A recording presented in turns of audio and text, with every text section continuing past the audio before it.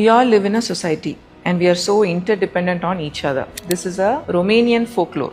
ஒரு வில்லேஜில் ஒரு ஃபார்ம் இருக்குது. ஹஸ்பண்ட் அண்ட் ஒய்ஃப் 2 பேரும் மட்டும்தான் அந்த ஃபார்மில் வேலை செய்கிறாங்க. அவங்க 3 அனிமல்ஸ் வளர்க்குறாங்க. ஒரு டக்கு, ஒரு பிக்கு, ஒரு கவ். அதே வீட்டில் ஒரு ஸ்னேக்கும் ஒரு மவுஸும் வாழ்ந்துட்டு வருது. ஏதாவது அந்த வீட்டில் முக்கியமானது நடந்துச்சுன்னா these animals have a way of communicating with each other. So ஒரு நாள் நைட்டு கிச்சனில் இந்த மவுஸ் இருக்கும்போது ஃபார்மரோட ஒய்ஃப் மவுஸை பார்த்துட்டு கத்திட்டு, "ஓ மை காட், நாளைக்கே ஒரு மவுஸ் ட்ராப் வைக்கணும்" அப்படின்னு சொல்கிறாங்க.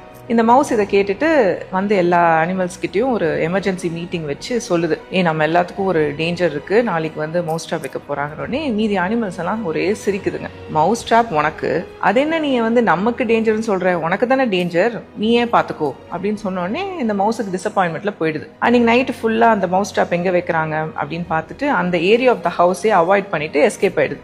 எங்கே இருக்குன்னு தெரியாமல் இந்த ஸ்னேக் அந்த மவுஸ் ட்ராப்பில் மாட்டிக்குது. வலி உயிர் போகுது ஸ்னேக்குக்கு, செம்ம கோத்தில் இருக்கு. காலையில் ஃபார்மர் ஒய்ஃப் வரும்போது என்ன பண்ணிடுது, பைட் பண்ணிடுது ஃபார்மர் ஒய்ஃப். ஃபார்மர் வராரு, பார்த்த உடனே ஃபர்ஸ்ட் அந்த ஸ்னேக்கை அடிச்சு கொன்னுடுறாரு. ஸ்னேக் செத்து போயிடுச்சா.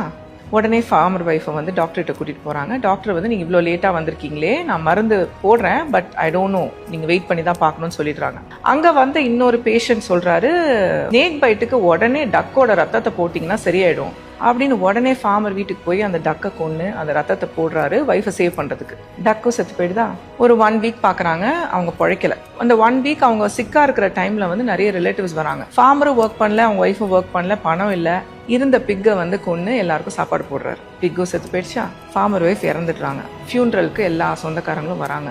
அவங்க எல்லாத்துக்கும் சாப்பாடு போடுறதுக்கு இருக்கிற கவ்வையும் வந்து ஃபார்மர் கொன்று சாப்பாடு போட்டுறாரு. கவ்வும் இறந்துருச்சா. இதில் தப்பிச்ச ஒன்னே அந்த மவுஸ். இது ஒரு சிம்பிள் ஸ்டோரியா தெரியுதுல்ல, பட் எவ்வளோ ஒரு டீப்பான மீனிங் இருக்கு. Be it at home or at work, யாருக்காவது ஒரு ப்ராப்ளம் வந்துச்சுன்னா எனக்கு என்ன வந்துச்சுன்னு நடந்துக்காம, அவங்க ப்ராப்ளத்தை சால்வ் பண்ண முடியலனாலும் ஏதாவது ஹெல்ப் பண்றது ஃபர்ஸ்ட். அதுதான் ஹியூமனிட்டி, அதுதான் ஹியூமன் நேச்சர். ரெண்டாவது, as a strategy also it helps all of us. யாருமே entirely self sufficient கிடையாது. இன்னொருத்தங்களை சார்ந்து தான் நம்ம வாழறோம். இது எல்லாருக்குமே ஒரு இம்பார்ட்டன்ட் லெசனா இருக்கும்னு நம்புறேன்.